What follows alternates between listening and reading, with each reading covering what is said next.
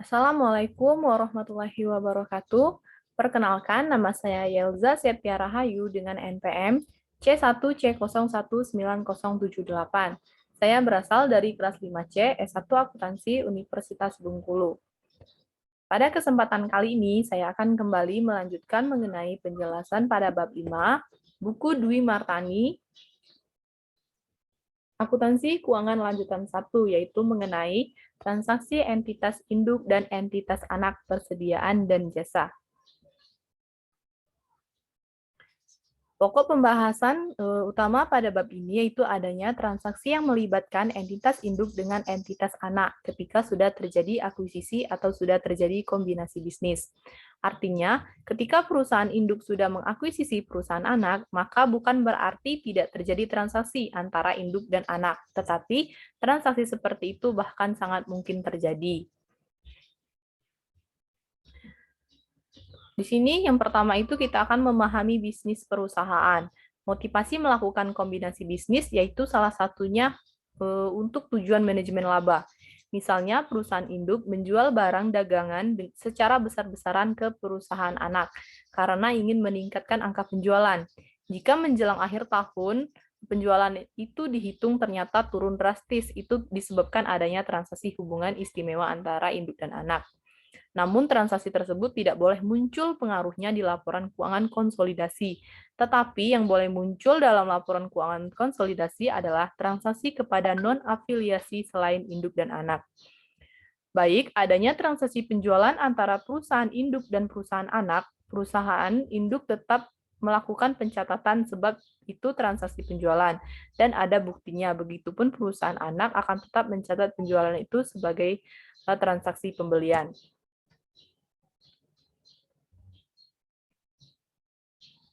Masing-masing di pembukuan perusahaan induk dan perusahaan anak akan mencatat dan pada saat penyusunan laporan keuangan konsolidasi dalam neraca saldo perusahaan induk termasuk penjualan terhadap perusahaan anak. Kemudian pembelian yang dilaporkan persediaan menggunakan sistem perpetual. Maka persediaan dilaporkan di neraca perusahaan anak merupakan persediaan yang diperoleh dari perusahaan induk. Sehingga dari transaksi tersebut biasanya akan muncul sebelum melakukan laporan keuangan biasanya akan timbul proses eliminasi berupa yang pertama proses eliminasi penjualan yang dilakukan antara perusahaan induk dan perusahaan anak.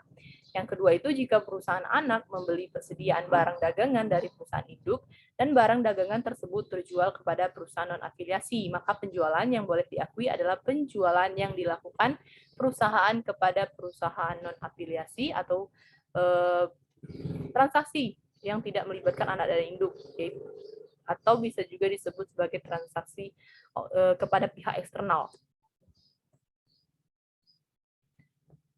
Sebelum lanjut ke materi, di sini saya akan sedikit mengingatkan mengenai laporan keuangan konsolidasi. Laporan keuangan konsolidasi itu adalah laporan keuangan yang menjanjikan informasi tentang kinerja dan posisi keuangan perusahaan, termasuk arus kas dari suatu kelompok usaha, bukan dari entitas tunggal tetapi dari kelompok usaha yang bergabung. Jadi laporan keuangan konsolidasi itu mencerminkan laporan keuangan dari entitas induk dan entitas anak. Walaupun secara pelaporan perusahaan induk dan anak adalah satu entitas pelaporan, kecuali pencatatan yang masih disebut entitas yang terpisah.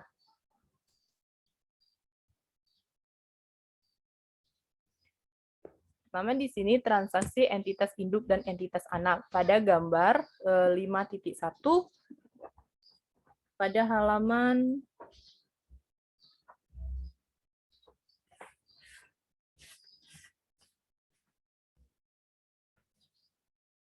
pada halaman 147 pada buku Dwi Martani. Di situ itu dapat disimpulkan bahwa yang pertama entitas induk tidak hanya memiliki entitas anak atau ada beberapa entitas anak.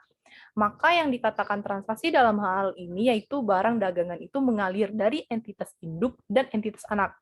Aset tetap ditransfer, mengalir atau dijual dari entitas induk kepada entitas anak. Begitupun sebaliknya.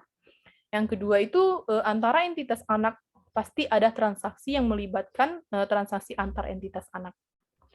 Misalnya itu perusahaan A memiliki anak perusahaan B dan C. Nah, di transaksi itu bukan hanya antara induk dan anak atau perusahaan A ke B saja, tetapi bisa jadi antara perusahaan B ke C. Transaksi itu dikatakan transaksi antar anak perusahaan. Hanya di sini pentingnya eliminasi atas transaksi antar entitas induk dan entitas anak. Adanya transaksi yang melibatkan entitas induk bertransaksi kepada entitas anak, maka dampak atau pengaruh tersebut tidak boleh muncul, tetapi harus dieliminasi. Pada gambar 5.2 di halaman 148 buku Dwi Martani, itu artinya untuk transaksi entitas induk dan entitas anak dalam kaitannya dengan penjualan persediaan dan pembelian jasa perusahaan dagang, di mana entitas induk menjual ke entitas anak atau entitas anak menjual ke perusahaan induk. Selanjutnya, transaksi penjualan persediaan. Dampak terhadap penjualan persediaan itu yang pertama, keuntungan atau kerugian sudah terrealisasi. Dampak terhadap pencatatan entitas induk dan jurnal eliminasinya yaitu keuntungan atau kerugian sudah terrealisasi ketika barang dagangan yang dijual entitas induk kepada entitas anak dalam periode yang sama dan sudah terjual seluruhnya oleh entitas anak ke entitas non-afiliasi atau pihak eksternal. Yang kedua itu keuntungan atau kerugian yang belum terrealisasi atau penangguhan keuntungan atau kerugian. Artinya itu seandainya entitas induk menjual kepada entitas anak di tahun 2019 sampai di tanggal 31 Desember 2019. Ternyata barang dagangan yang dibeli entitas anak dari entitas induk belum terjual, maka keuntungan atau kerugian transaksi jual beli antara induk dan anak itu belum terrealisasi sehingga harus ada yang namanya eliminasi di pencatatan yang dilakukan entitas induk berupa penangguhan keuntungan atau kerugian tersebut. Penangguhan keuntungan atau kerugian dari transaksi tersebut. Sebagai contohnya itu, untuk penangguhan keuntungan atau kerugian, jika transaksi hulu, maka penangguhannya itu secara penuh. Namun, jika transaksi hilir, maka penangguhan keuntungannya atau kerugian itu dipengaruhi oleh persentase kepemilikan saham entitas induk terhadap entitas anak. Transaksi hulu itu adalah transaksi dari induk terhadap anak. Misal, induknya itu adalah PTA dan anaknya ada PTB. Maka PTA menjual barang dagangan kepada PTB, pada anaknya. Sedangkan transaksi hilir itu kebalikan dari transaksi hulu, yaitu perusahaan anak menjual barang dagang kepada perusahaan induk. Sedangkan penjualan yang boleh muncul di laporan keuangan konsolidasi itu kan adalah penjualan dari entitas anak ketika menjual kepada entitas non-afiliasi. Sedangkan HPP-nya itu atau harga pokok perolehan, harga pokok penjualan artinya harga perolehan atas barang yang terjual. Yang boleh muncul di laporan keuangan konsolidasi adalah HPP ketika induk memperoleh barang dagangan tersebut dari entitas non-afiliasi. Di sini selanjutnya itu transaksi hulu, yaitu penjualan persediaan setelah periode akuisisi. Maka akan ada 3 skenario hubungan antara induk dan anak. Yang pertama itu, bisa jadi di dalam periode tersebut barang dagangan yang dijual dari induk kepada anak semuanya sudah terjual habis. Yang kedua itu ada kemungkinan induk menjual barang dagangan kepada anak, barang dagangan yang dijual dari induk kepada anak sampai akhir periode belum sama sekali terjual, sehingga akan ada penangguhan yang belum terrealisasi yang dicatat perusahaan induk sebagai perusahaan yang menjual. Dan yang ketiga itu adanya sebagian dari barang dagangan yang dijual dari induk kepada anak itu sudah terjual atau sudah dijual kepada perusahaan non-afiliasi.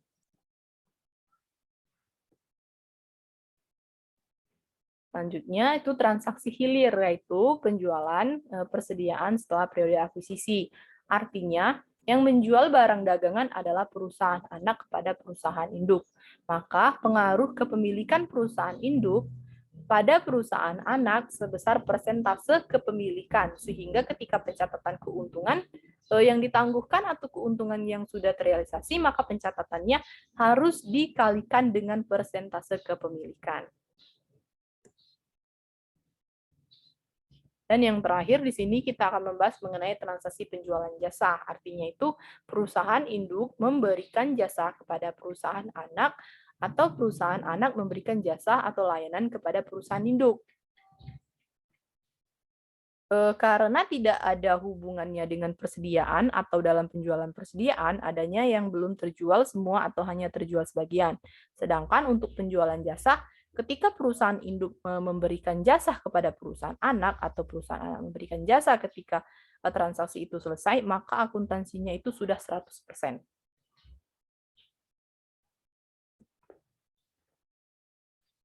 Baiklah, teman-teman, mungkin hanya itu saja yang dapat saya jelaskan mengenai bab 5 pada buku Dwi Martani Akuntansi Keuangan Lanjutan 1. Lebih dan kurangnya saya mohon maaf. Saya akhiri. Wassalamualaikum warahmatullahi wabarakatuh.